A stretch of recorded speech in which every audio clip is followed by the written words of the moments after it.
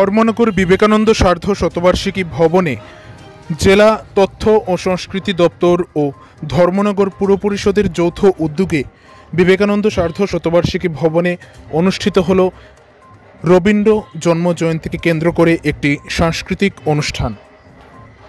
8ই মে বুধবার সন্ধ্যা আনুমানিক 6টা নাগাদ উত্তর ত্রিপুরা জেলার জেলা সদর ধর্মনগর শহরের বিবেকানন্দ সার্ধ শতবার্ষিকী ভবনে এই অনুষ্ঠানটি অনুষ্ঠিত হয়।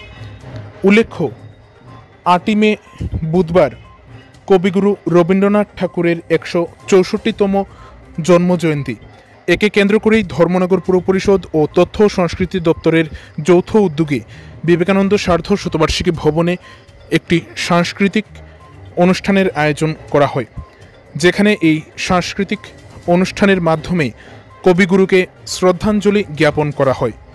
এতে উপস্থিত ছিলেন মহকুমা শাসক শ্যামজয় জমাতিয়া, রাজ্যের বরিষ্ঠ সাংবাদিক সমর চক্রবর্তী, জেলা তথ্য ও সংস্কৃতি দপ্তরের যুগ্ম অধিকর্তা সহ অন্যান্য আধিকারিকরা।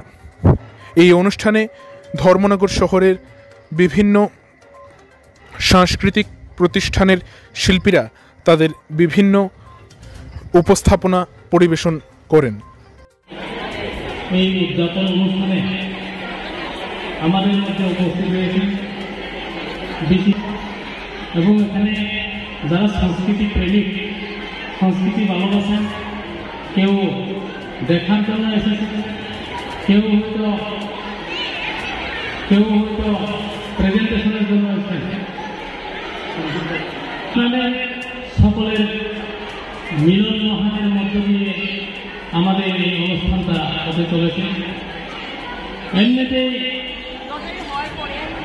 এই অনুষ্ঠানে যারা মিলন মহানকে আরো মহান করে তোলার জন্য এখানে উপস্থিত হয়েছেন, যারা বয়োজ্যেষ্ঠ এবং বিশিষ্ট ব্যক্তিগত নাগরিকবৃন্দ, আমি আমার ব্যক্তিগত তরফে এবং মহকুমা প্রশাসনের তরফে আপনাদের স্বাগত জানাচ্ছি, নমস্কার জানাচ্ছি এবং শ্রদ্ধা জানাচ্ছি। এবং প্রতিষ্ঠাতা যারা এখানে রয়েছেন, যারা এখানে সংস্কৃতিতে অংশগ্রহণ করার জন্য এসেছেন, তাদের প্রতি আন্তরিক ভালোবাসা, শুভেচ্ছা, অভিনন্দন রয়েছে। তো আজকে আমরা বিশেষ করে আমাদের ভারতবর্ষের মহান ব্যক্তিত্বের মধ্যে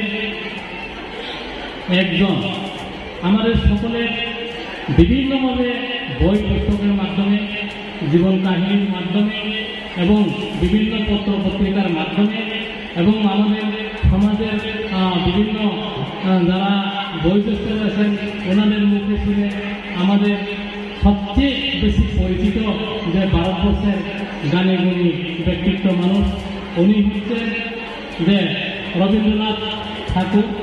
এই রবীন্দ্রনাথ ঠাকুরের যে আজকে জন্মদিন, এই দিনটা আমাদের সকলের কাছে অত্যন্ত শুভদিন, অত্যন্ত পবিত্র দিন এবং অত্যন্ত মহত্বপূর্ণ দিন।